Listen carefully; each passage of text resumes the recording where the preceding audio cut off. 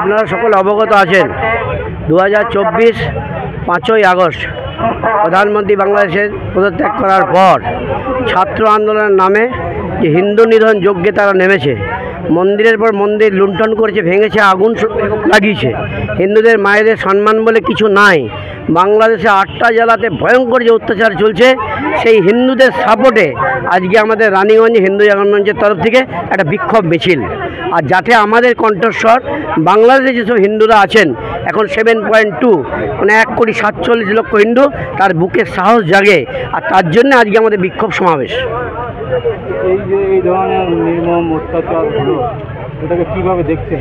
আমরা এখান থেকে হিন্দুদের সংঘবদ্ধ করে ভারত সরকারকে অনুরোধ করব, যেহেতু এটা ইন্টারন্যাশনাল বিষয়, কিভাবে হিন্দুদের সাপোর্ট করা যায়, বাংলাদেশের হিন্দুদের সুরক্ষা দেওয়া যায়, এটা পুরো দায়িত্ব ভারত সরকারকে নিতে হবে।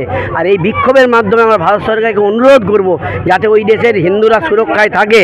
আর নাইলে ওই দেশের হিন্দুদের যদি আপনি খুলে দেন সিএ দিয়ে, নিশ্চিত নিমন্ত্রণ আছে। কিন্তু আমাদের যে প্রশ্ন, 7 পুরুষ বাংলাদেশে তারা আছে, তাদের সেটা জন্মভূমি, কর্মভূমি, মোক্ষভূমি, ত্যাগভূমি, স্বাধীনতা আন্দোলনের পীঠস্থান, তারা বাংলাদেশ ছেড়ে আসবে কেন?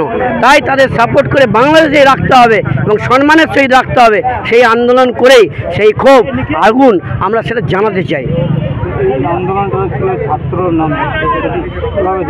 প্রথম দিকে ছাত্রর নামে এই আন্দোলন ছিল কোটা আন্দোলন, আমাদের সেটা বলার কিছু নাই। কিন্তু কোটা আন্দোলনের নামে যারা সংসদ লুট করে, তার দেশের প্রধানমন্ত্রীর নিম্ন অঙ্গে জিনিসটা তুলে পড়ে প্রতিবাদ করে, তারা ছাত্র হতে পারে না।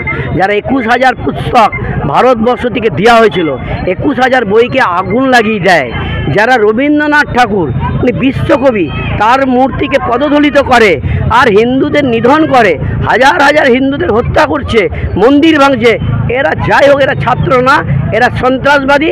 এদের সাথে চীন, পাকিস্তান থাকতে পারে বলে আমাদের এটা বিশ্বাস, তাই আমাদের প্রতিবাদ। অমিত সরকার, হিন্দু জাগরণ মঞ্চ সহ সংযোজক, আসানসোল জেলা। পাশে সংযোজক দাঁড়িয়ে আছেন তাপস দা।